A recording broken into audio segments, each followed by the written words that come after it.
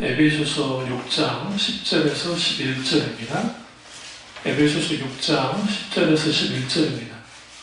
끝으로 너희가 주 안에서와 그의 힘의 능력으로 강건하여지고 마귀의 관계를 등에 대적하기 위하여 하나님의 전신갑주를 입으라. 아멘. 말씀 제목은 영적 전쟁에 임하는 자세입니다. 영적 전쟁에 임하는 자세입니다. 우리의 영적 전쟁은 필연적입니다. 그렇기 때문에 우리는 적어도 세 가지 자세를 가져야 되는데, 하나는 주님 안에 있는 것과 첫 번째, 두 번째는 하나님의 능력으로 강건해져야 두 번째, 세 번째는 하나님의 전신갑주를 입는 겁니다. 이 세 가지가 되어지면 우리 영적 전쟁에서 승리할 수가 있죠. 우리가 신앙생활하면서 영적 전쟁은 다양하게 일어납니다. 우리가 생각하듯이 영화에서 보듯이 엑소시스트라는 그 영화처럼 사탄이, 귀신이 그렇게 역사하는 경우가 거의 없지는 않아 있긴 있지만, 거기는 영화는 허구가 많이 들어갔으니까 그럴 수 있는 많은 귀신 들리는 현상이 있긴 있지만 그렇게 흔하지는 않고, 사실 영적 전쟁의 상당 부분이 관계 속에서 나옵니다. 사람과의 관계. 그러니까 예수님을 원수가 공격할 때 주로 사용했던 게 사람이에요. 그러니까 사람들을 통해서 예수님을 후욕시키고 예수님을 시험하고 하는 일들을 벌이죠. 우리가 마태복음만 가보시죠. 영적 전쟁이 어떤 식으로 이루어지는지를 볼 필요가 있는데, 마태복음 4장을 보면 세 번의 사탄의 시험이 있습니다. 그런데 이걸 다 말씀으로 향한, 그러니까 거짓된 소위 사탄이 왜곡시킨 말씀을 통해서 공격을 합니다. 그때 예수님이 그를 대적할 때 뭘로 대적하느냐? 이제 말씀으로 대적하는 걸 봅니다. 이때 11절, 4장 11절에 이에 마귀는 예수를 따르고 선산에 나와 수종드니라 라고 되어 있어요. 그러니까 마태복음 복음만 보면 사탄의 시험이 이때 다 끝났을 거라고 생각해요. 그렇지 않아요. 한번 마가복음도 한번 봐보시죠. 마가복음 1장, 마가복음 1장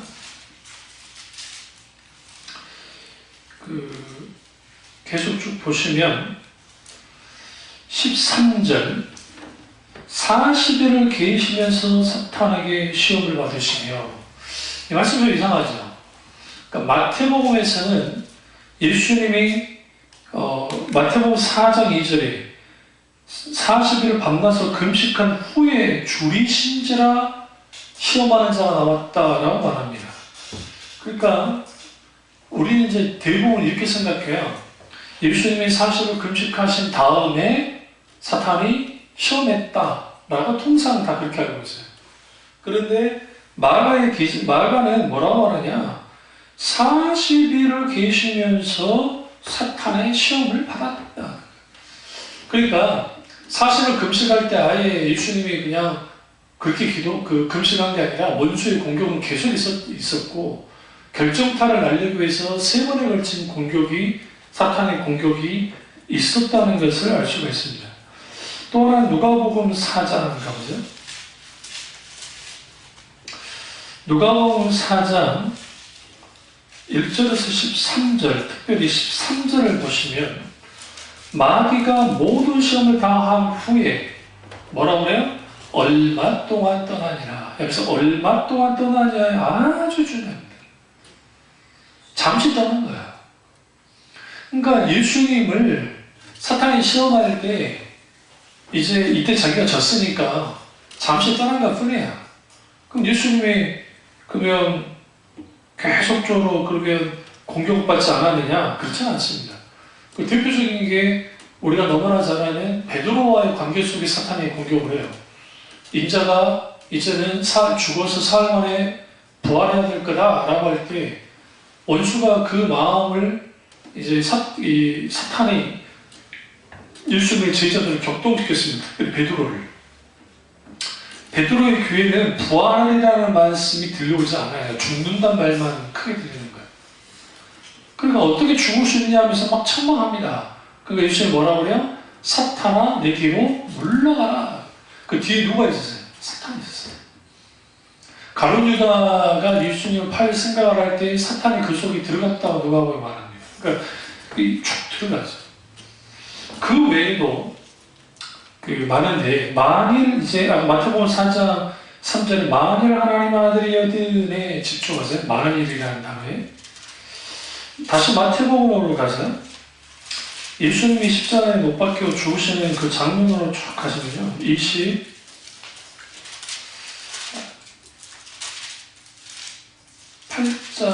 7장을 가보시면 26장 가보시죠. 7장이요. 여기 보면 이제 예수님을 향해서 그들이 십자가에 못 박혀 죽으라고 막 그럽니다. 그랬을 때에 바른편 강도와 그 다음에 왼편 강도 있을 때 특별히 40절 그 사람들 일단 놔두고 강도들로 놔두고요. 39절부터 보면 지나가는 자들은 자기 머리를 흔들며 예수를 모욕하여 이르되 성전을 헐고 사흘에 짓는 자여 내가 만일 하나님의 아들이여든, 여기서 만일 하나님의 아들이여든, 그리고 마태복음 4장 3절 내가 만일 하나님의 아들이여든, 6절 내가 만일 하나님의 아들이거든. 계속 뭐라 그래요? 네가 만약 하나님의 아들이라고 한다면 기적을 일으켜봐라. 그러니까 사탄이 공격할 때에 사람들을 통해서, 환경을 통해서, 말을 통해서 공격을 합니다. 문제는 뭐가 문제인 줄 아세요? 하나님 말도 안 들어요. 그래서 하나님이 인생 막대기와 채찍으로 때린다. 사람들. 과거에 많은 목사님들이 어느 집에 사고 치는 아들이 있어가지고 사고 쳐서 경찰서에 잡혀가면 모든 인맥을 다 동원해가지고 어쨌든 파출소에서 혹은 경찰서에서 빼내오면 능력 있는 목사가 취급을 했다고요. 그러니까 그러다 보니까 그 동네에 그 지역의 유지가 교회세가 좀 있으면 담임 목사가 되는 거예요. 그래서 여기저기 두루두루 치는 오면 만약 어떤 일이 벌어졌을 때에 꺼내면 그게 하나님이 하셨다. 그게 능력 있는 목사. 저 선배 목사님들 그런 말 한 적이 꽤 있어요. 저희한테. 목사는 다방면으로 뛰어나야 된다. 그게 하나님 뜻입니까? 진짜 사고 쳤는데. 우리가 조심해야 될 게 어떤 사람은 하나님이 만지는데 다루는데 우리가 성급하게 나서가지고 그 사람을 돈 된답시고 하면 그 사람 망치는 꼴밖에 안 돼요. 그래서 하나님은 누구도 도울 수 없는 광야로 끌고 나가는 거예요. 거기서 하나님 만지셔야 되기 때문에. 그런데 피하는 데 익숙한 사람들은 야곱처럼 야곱은 늘 피하기만 했어요. 그러니까 끝까지 몰려야 움직이는 사람이 그 사람이에요. 야곱이라는 인물 자체가. 성경을 보세요. 형 속이고 아버지 속이고 난 다음에 형이 죽이려고 하니까 도망치잖아요. 끝에 몰리고 도망치는 거예요. 나만 삼촌 집에 가서 탐심의 노예 걸어서 20년 동안 종살이 하다가 또 7년 전에 자기 재산을 증식시켜 사기를 통해서. 그리고 이제 도망쳐 나옵니다. 그것도 왜 도망쳐 나왔느냐? 그 삼촌의 행동이 예전과 다른 걸 알았기 때문에 언제 자기를 위해를 가할 줄 모른다는 그런 절박감에서 피할 길. 그러니까 하나님의 인도를 따라서 나온 게 아니라 제가 계획서로 탁 튀어나왔어요.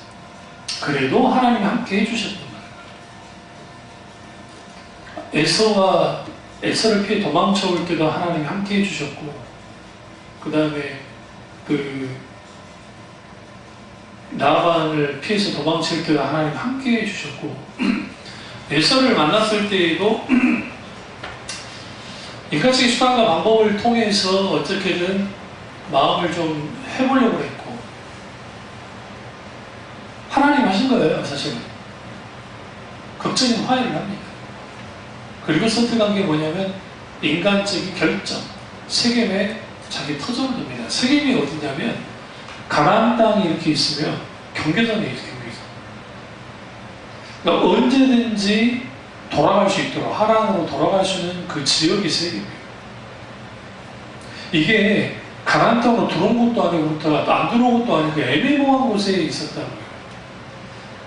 그게 오늘날 이 피하는 사람들, 아주 비겁한 사람들이 하는 짓들이에요. 그 정도 명하졌으면, 그 정도 쓰러졌으면 달라져야죠. 근데 아직 그 고집이 세기 때문에 그렇지 않아요. 그래서 하나님이 7년의 풍년과 7년의 흉년이 들었을 거예요. 7년 흉년 속에서 그 7년 흉년은 요셉이 하나님께로부터 꿈의 계시를 받았기 때문에, 바로가 받은 걸 해석했기 때문에 아는 것이고, 그 흉년을 당하는 사람들은 7년 동안 있을 걸 몰라요. 끝없을 것 같아요. 흉년. 비로소 야곱이 의지할 바가 없어지잖아요. 자식들을 의지할 수도 없고, 환경을 의지할 수도 없고, 자신의 능력을 의지할 수도 없고, 나만 등쳐서, 형 등쳐서 이룩했던 그 재물들을 가지고 곡식사로 떠날 수밖에 없는 그런 일들이 벌어진 거예요. 요셉이라는 한 인물이 있었기 때문에 하나님이 그가 그나마 노년을 편안했던 거지, 하나님이 준비하신 일이 없었으면 야곱의 인생이라는 것은 실패의 대명사죠. 이처럼 영적 전쟁은 사탄이 전쟁을 할 때 내가 어저께 사탄으로부터 엄청난 승리를 거뒀다고 해서 사탄이 공격차 아니냐? 그렇지 않아요. 제정에 그리고 또 공격해와요. 근데 재미있는 게 네가 만일 하나님의 아들이거든. 지금 우리가 이 말씀뿐만 아니라 실제로 이제 왼편 강도도 똑같이 네가 하나님 아들이라면, 여튼 뿐만 아니라 다른 이제 본서를 보시면 내가 가봐라 하면서 원수가 그쪽으로 부추긴다. 군중들이 그러죠. 엘리를 나만 사박다니 하니까 보자, 이제 하나님이 혹은 엘리야가 와서 구원한 자를 보자 라고 그 반응을 합니다. 그런 일련의 모든 반응들이 결국은 이 원수가 공격을 하는 거예요.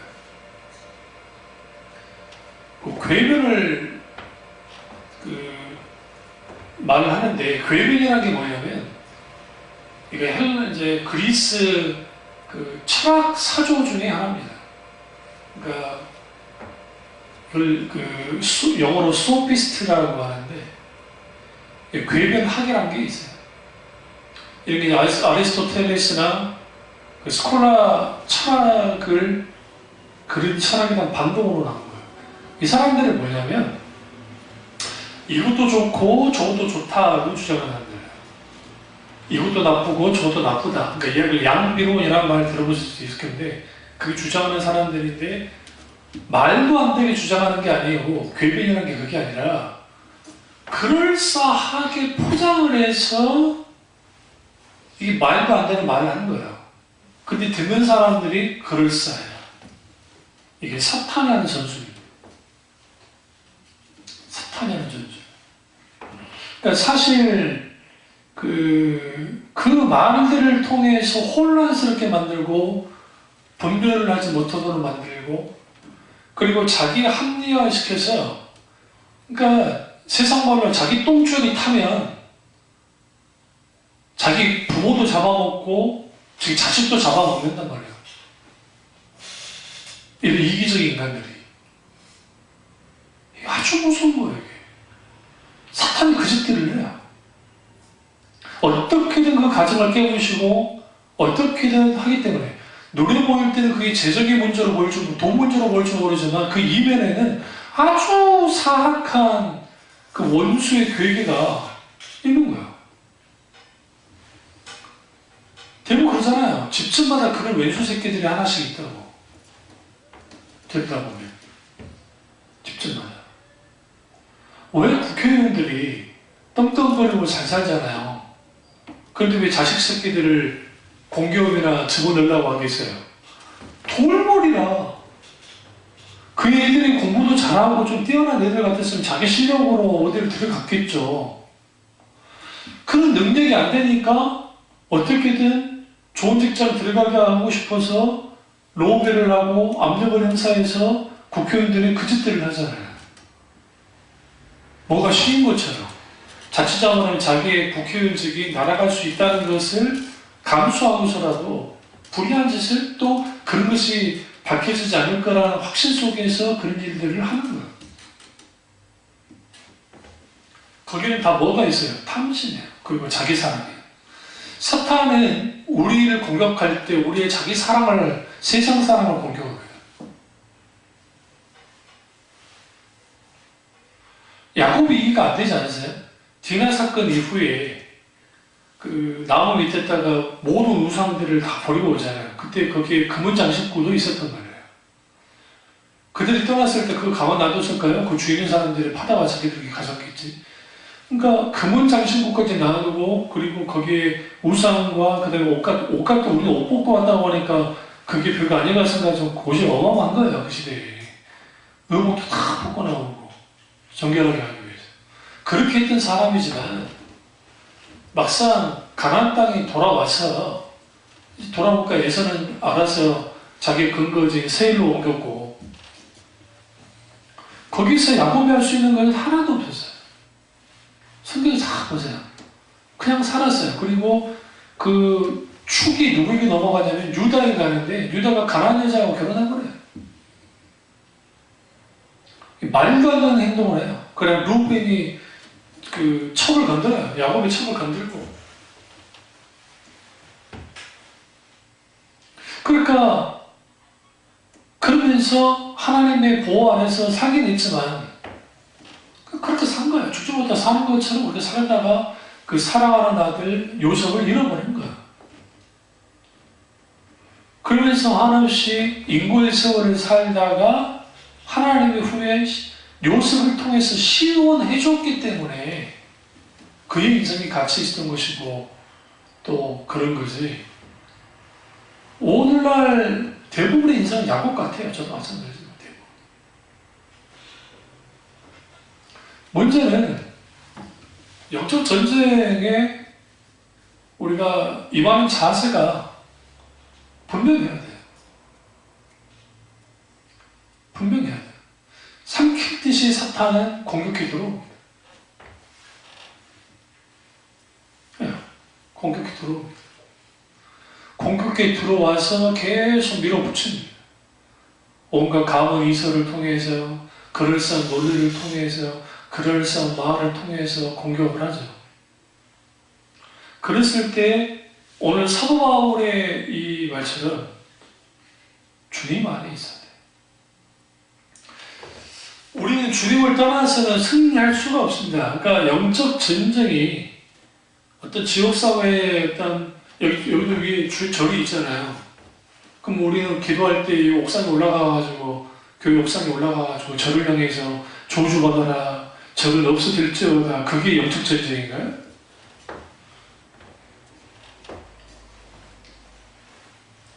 사도 바울이 이 에베소서 쓸 때 에베소 교회를 향해 쓴 건데 에베소 갔다 왔지만 거기에 얼마나 우상들이 많아. 그리고 돌아다니면서 이 우상 사라져라, 저 우상 사라져라, 뭐 지역의 영화, 묶는 영화, 종교의 영화, 무슨 영화, 묶여질지어다 하면서 그렇게 기도하고 돌아다니나요? 묶는 기도하면서?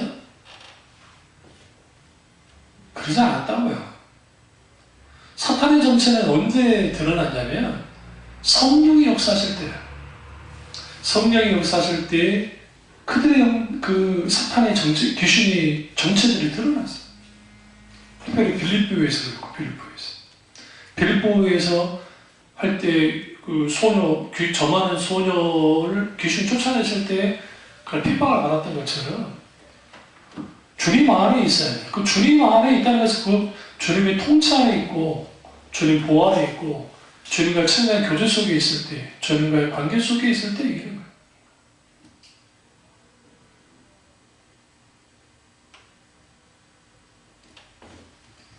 틈을 보이면,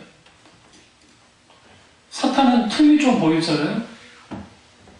매섭게 달려야 됩니다. 매섭게.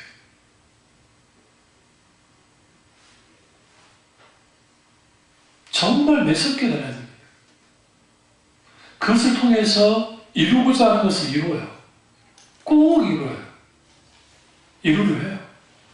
그러니까 상업영화이긴 하지만 그 헐리우드 영화 중에 데블스 어드비켓이라는 영화가 있는데, 그 영화는 정말 그 이제 사람들한테 그냥 오락거리로 만든 영화이긴 하지만 그 마지막 장면이 아주 압권이에요. 저는 그 영화 다른 건 몰라도 그 마지막 장면에서 키아누 리브스가 이제 사탄의 시험을 이긴 것처럼 영화가 딱 끝이 나요. 그리고 사탄이 진 것처럼 느껴졌어요. 근데 또 하나의 사탄의 하나의 또 그 유혹이, 그 시험이 탁 와버려요. 거기서 주는 그 뉘앙스는 뭐냐면, 그 사탄이 웃는다고요. 졌는데 웃어. 마지막에. 걸려들었다는 거예요. 원수는 그런 식으로 공격을 하는 거예요. 그런 식으로. 김규동 씨처럼 사람들을 이렇게 세워서 넘어뜨리고 귀신을 쫓아낸다고 막 한다고 해서 귀신이 쫓겨나느냐? 아니요. 예수님이 이 땅에서 말씀을 전파하실 때 귀신의 정체가 드러났어요. 성경 보시죠. 그러니까 성령이 강하게 역사하면 인위적으로 뭐 불러들여가지고 뭐 다 눈가 적게가지고 귀신 어쩌고 저쩌고 저쩌고 저쩌고 저쩌고 막 아니에요.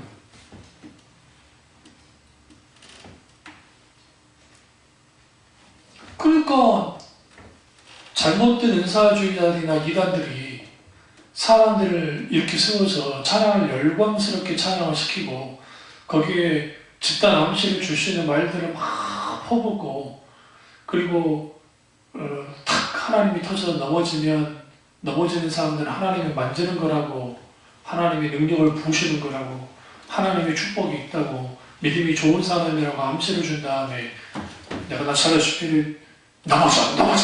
넘어져. 근데 이게 넘어져라고 좀 말해. 그러니까 불 받아라 그러면 사람은 심리적인 반동에서 나도 그런 사람 되고 싶다는 암시에 탁 빠지면 똑같이 버려져요.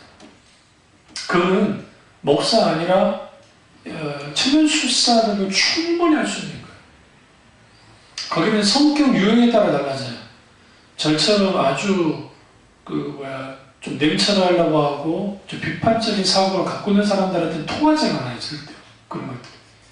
근데 아주 감정적인 사람들은 거기 통해요. 그 사람들이 팍팍 넘어져 버려요. 팍팍 넘어져 보면 똑같이 넘어져요. 자기도 넘어졌다는 거예요. 이미 넘어지고, 그리고 한 20분이고 30분이고 사람을 세워놔요. 일반 사람들이 일하면서 설 때와 가만히 이렇게 서 있는 게 달라요. 그러니까 목사들은 오랫동안 설교하기 위해서 서기 때문에 그 서는 게 익숙하지만 일반 사람들이 이렇게 서 있는 게 쉽지가 않아요. 계속 서 있는 게. 그러니까 그렇게 서 있다 보면 그렇게 되는 거예요. 그게 마치 영적 전쟁인 것처럼. 그렇지 않아요. 여기 유명한 만약에 나이트클럽이 있다고 합시다. 그 앞에서 내가 탑돌이 하듯이 돌면서 나이트클럽은 사라질지어다, 나이트클럽은 사라질지어다, 여기 있는 향락의 영, 사탄의 귀신과 이 모든 영들은 사라질지어다 한다고 사라지냐고요. 영적 전쟁은 진리전쟁인데, 사도 바울이 최고의 무기에 대해서 뭘 하냐면 성령의 곧 하나님의 말씀을 가져가면서 공격용 무기지만 18절에 모든 기도와 간구를 항상 성령 안에서 기도하고 그 두 가지 무기가 있는 거예요. 뭐냐면 말씀의 검과 성령 안에서 기도하는 거예요. 기도하는 거예요. 그러니까 여러분 집에서 자식이 부모가 아니면 뭐 형제 자매가 아니면 친구들 중에 이렇게 개변질을 하면 말로 공격하고 후욕하고 했을 때에 거기에는 독한 말들을 통해서 격동을 시켜요. 참을 수 없는. 그리고 그 말을 듣게 되면 그 사람을 죽여요. 듣는 사람의 마음을 파괴시켜요. 그러니까 그게 이게 언어살인이라고 하는데 언어적인 살인들을 가요. 본인들은 아니라고 생각하지만 그것이 강하는 거예요. 말의 언어를 통해서. 그래서 사탄의 공격의 99%가 말로 봐요. 생각과 말, 우리 생각이죠. 스치는 생각들, 염려, 근심, 걱정, 그런 것들, 안 좋은 생각들, 그런 것들 원수가 주는 거예요. 그거를 생각하고 있던 게 마음의 자수 속에 들어와서 입으로 나오는 거예요. 입으로 나와서 가진 말할 수 없는 이런 여러 가지 말들.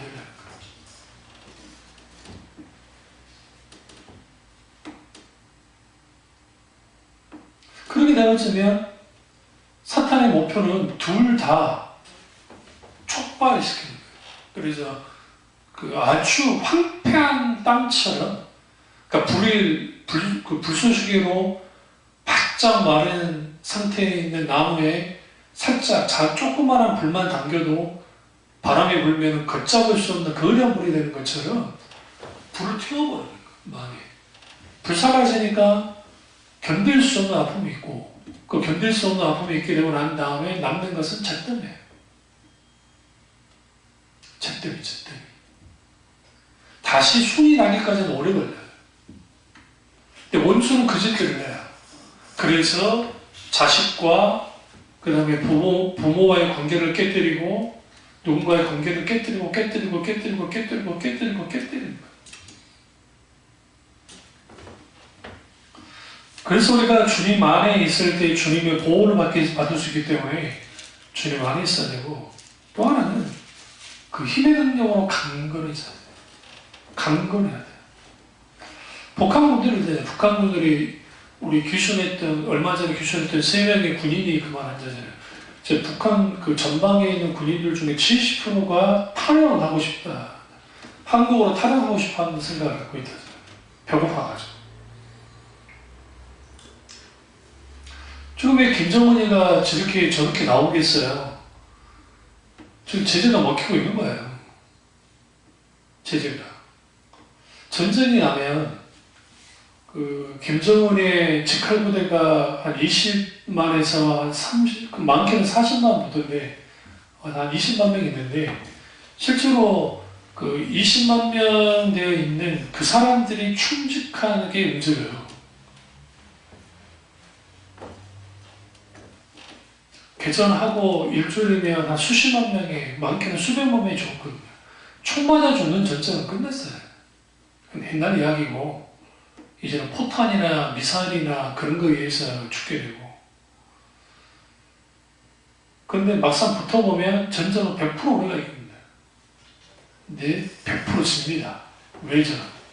피해가 너무 크기 때문에. 누구만 종료시켜요? 일부. 왜 중국이 저게 결사반도하자세요? 전쟁? 우리랑 똑같아요. 제일 큰 피해를 우리나라가 받고 두 번째 피해를 중국이 받아요. 미국이 받지 않아요. 중국이. 왜? 한반도 개입이 들어가니까. 자칫 전쟁이 일어나고 싸우면 우리랑 싸우나요? 우리로만 싸우나요? 미국보다 싸우겠죠. 그러면 그게 과거에만큼 수십만 명이 또 죽을 줄 몰라요. 그럼 자칫 잘못하면 시진핑의 권력이 흔들 수도 있어요. 자칫 잘못하면. 근데 그 뒤 이면을 보면 세상에 이 돌아가는 방식도 보면 아주 교묘합니다. 이 공산당 놈들이 사탄을 닮아가지고 아주 교묘한 방식으로 아주 교묘하게 전략 전술을 사용해요. 사탄도 똑같아요. 그럴싸한 밥상을 차려줘요. 스쿠테프의 편지 말처럼 처음에는 적당한 성공을 가져다 준다는 거예요. 성공 아닌 성공. 그리고 난 다음에 하나님을 떠나게 만들어요. 일이 바쁘다, 뭐 어쩌다 그렇게 한 다음에 그 다음에 쫄딱 망하게 만들어요. 이게 전형적인 뭔가 사탄의 전략을 바꾼 적이 단 한 번도 없어요. 전술 전략을. 그들이 원하는 것은 없어버리는 거예요. 이 땅에서 그리스도인들을 지워버리는 거예요. 그러니까 사탄이 50만 명이 있는 교회이다, 뭐 100만 명이 있는 교회를 두려워하잖아요. 숫자 두려워하잖아요. 사탄이 가장 두려워하는 것은 주님을 닮은 크리스찬들이 한두 명은 있는 거예요. 왜? 그 한두 명이라도 있으면 이게 아주 복잡해요. 사탄의 전체 세력이 이룰 수가 없어요. 그 하나를. 왜요? 예수 그리스도 교수님이 십자가에서 부활을 통해서 승리하셨거든요.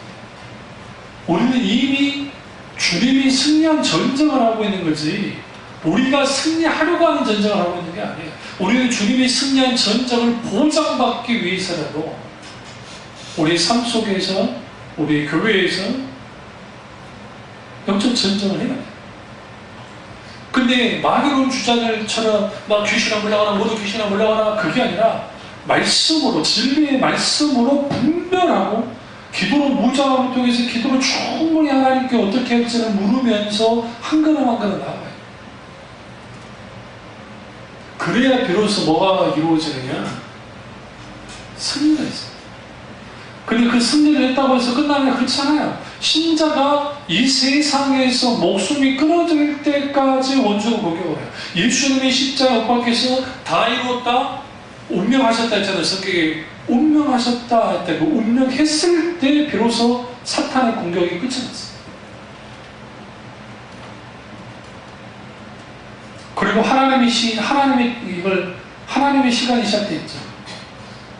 어떻게? 땅이 흔들리고 무덤들이 열려버리잖아요. 주님이 부활하실 것을 분명히 먼저 보여주고 그런 놀라운 하나님의 역사의 사건들이 있었던 거예요. 그러니까 결국은 궁극적인 원수와의 싸움에서 승리는 하나님 나라가 완성이 돼야 예수님이 재림하셔야 우리가 죽어야 전쟁이 끝나요. 끝없는 공격을 원수가 해온다.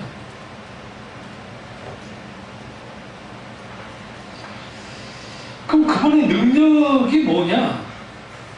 하나님의 나라는 말이 있지 않고 능력이니라 라는 말씀을 결국은 하나님의 나라에게는 엑소시아, 합법적인 권세를 갖는 거예요. 우리가 하나님 앞에 그 기도할 때 하나님에게 합법적인 권세를 달라 기도하잖아요. 여러분 대통령의 아들의 권세가 있습니까? 없습니까? 대통령이라는 직으로서의 권세는 없어요. 아들에게. 안 그래? 그런데 그러니까 대통령이라는 권세는 아들에게는 없지만 대통령의 아들이라고 하는 권세는 있어요. 왜? 대통령 때문에. 아니 어떤 사람이 대통령 아들한테 함부로 할 수 있겠어요? 자식들한테. 하대하듯이 막 할 수 있을까요? 막 할 수 있을까요? 우리나라 어쨌든 최고의 권력자, 살아있는 권력자의 자식인데 요즘 뭐 미투운동처럼 그 따님한테 이상한 짓을 할 수 있을까요? 그 아들한테 일부러 갑질을 하면서 그 아들을 막 할 수가 있을까요? 절대로 못해요. 살아있는 권력일 때. 누구 때문에? 그 아버지 때문에. 아버지가 대통령이니까. 오바마가 왜 존경을 받냐면 오바마의 딸들이 지금 이제 하버드 대학 들어가고 막 그랬지만 얘들이 패스트푸드점에서 알바를 하는 거야, 알바를.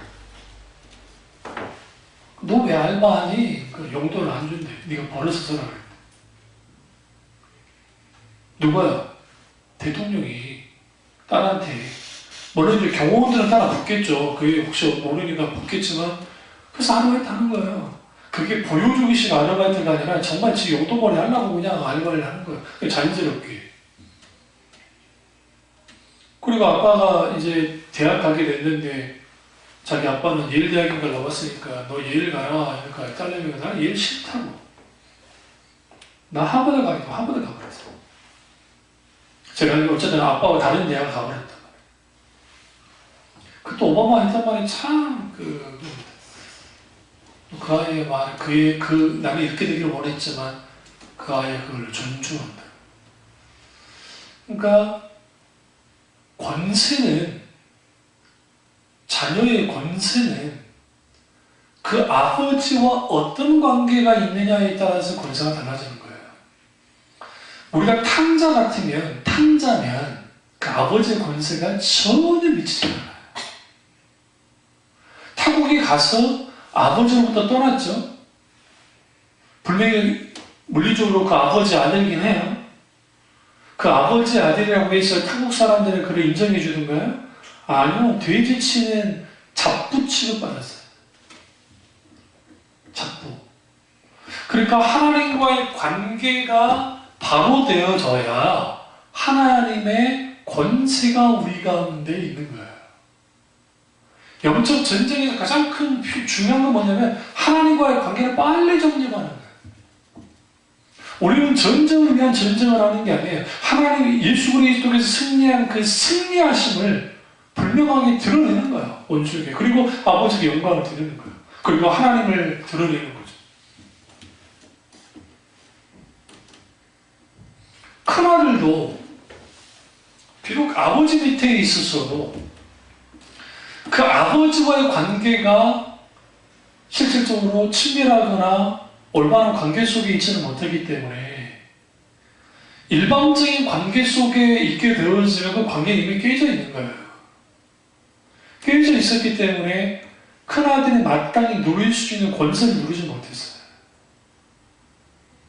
그때 그가 스스로 이렇게 말하잖아요. 나 일꾼 중에 하나를 일했다고. 재밌지 않아요? 나 일꾼 중에 하나처럼 일했다고.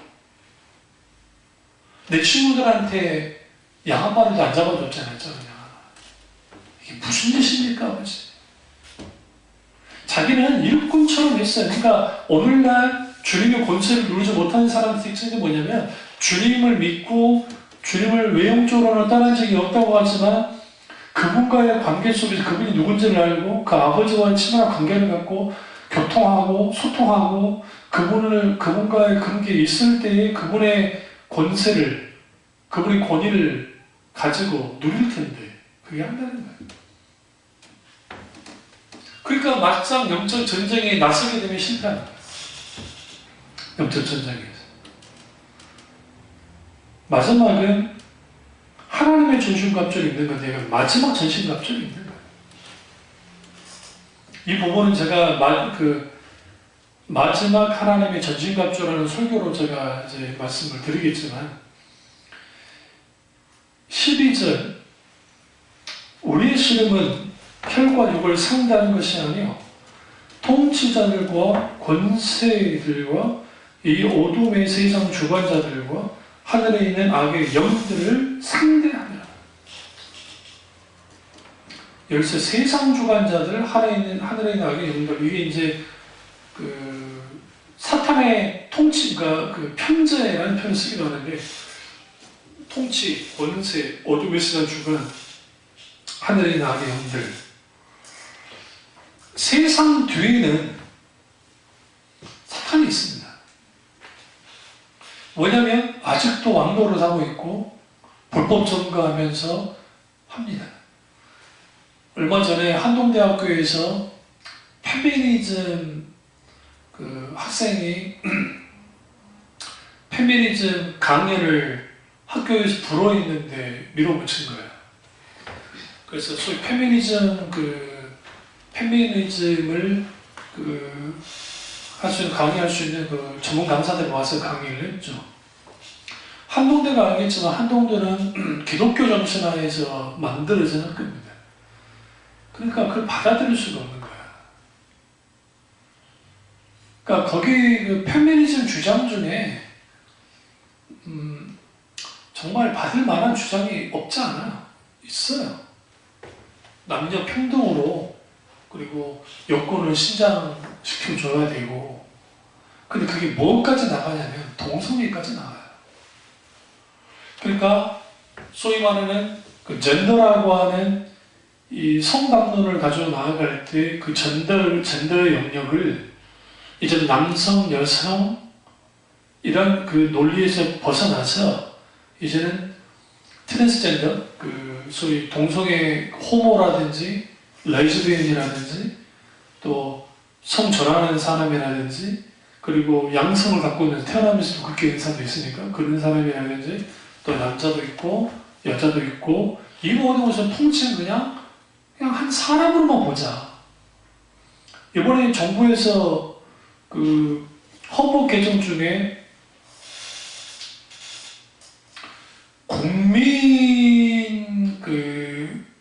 대한민국 국민 뭐뭐가 있는데 그걸 사람으로 바꿔버렸어요. 이 사람으로 바꾸는 순간 무슨 일이 벌어지냐면 우리나라에 지금 현재 들어와 있는 이슬람 사람들이 한 수십만 명이 돼요.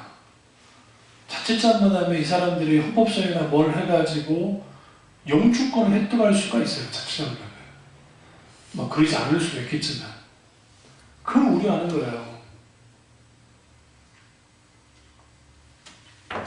그게 이제 과한 해석인지 어쩐지는 모르겠고, 보수 기독교에서 과한 해석을 해서 그런지 어쩐지는 모르겠습니다만은, 무슨 말씀드리려고 하냐면, 사탄은 빗장을 하나씩 풀어요. 절대로 한꺼번에 풀지 않아요.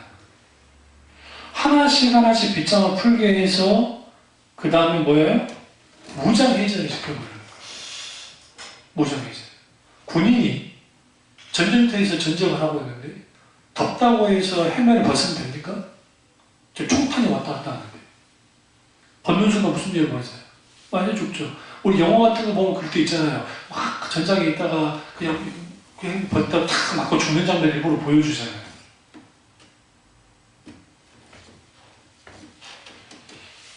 투구는 지성과 관계가 있는데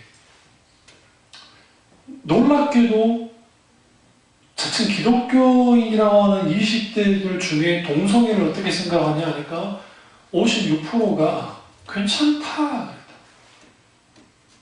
그들의 성향이고 그들의 나는 그런 거를 원치 않지만 그들이 그렇다면 그렇다고 그냥 인정해 주면 되는 거 아니야? 그런 식으로. 이게 사탄이 공격하는 방식이에요. 그래서 우리에게 필요한 게 뭐냐면 하나님이 전신갑주를 입어야 돼요. 전신갑주를 입어서 그러면 소위 인권이라는 것을 가지고 모든 질서를 과거에 있었던 모든 질서를 흡입하듯이 다 블랙홀처럼 다 빨아야 된다. 빨아들여버리니까 결국은 기독교는 아주 구태의연한 그런 종교처럼 매스컴들이 떠들어야 거예요. 그러면 그 매스컴들 줄을 이루고 있는 사람이 누구냐? 그런 영향을 받은 사람들. 그러니까 여러분 뉴스라는 게 100% 객관적일 수 없어요. 저 개인적으로 JTBC를 좋아하긴 하지만 그렇다고 제가 JTBC가 아주 객관적인 보도를 한다고 생각하지 않아요. 왜 그러냐면 그들은 기본적으로 갖고 있는 정치적 성향을 분명히 갖고 있어요. 색깔도 갖고 있고. 조선 TV가 보수 TV인데 그들이 꼴통 보수로만 간다고 생각하지 않아요. 전원책 씨가 박정희 대통령 100주년 기념우표 안 했다고 하니까 뉴스 앵커가 뭘 했냐면 100주년 박정희 대통령님의 100주년 우표를 반영하지 못하면 상과 어쨌든 뭐 우려를 파는 데가 뭐 합니다 해가지고 그때 때문에 잘렸거든요. 그때 그 TV조선에 있는 그 기자들 상당수가 들고 일어났어요. 언론관에 있어서 그거는 안 된다. 그게 중립 의무를 저버린다. 그러니까 그분들은 우측에 있는 분들은 분명하고 JTBC도 좀 중도에서 좌측에 있는 건 분명해요. 그러니까 어떤 언론이든 그들만의 사상과 그들만의 생각을 갖고 있고 우리는 뭐 해야 되느냐 분별하면서 그걸 봐야 돼. 분별하면서. 그러니까 검사나 비판 의식을 가지고 봐요. 그런 것들이 구원의 투구. 그러니까 적어도 잘못되게 우리에게 들어온 것들을 걸러낼 수 있는 게 필요한데 그게 잘 안 돼요. 다음 이어서 제가 이 영적 전쟁 마지막 하나님의 전쟁갑주 그걸 다음 주에 말씀드리도록 하겠습니다. 기도하겠습니다. 기도하실 때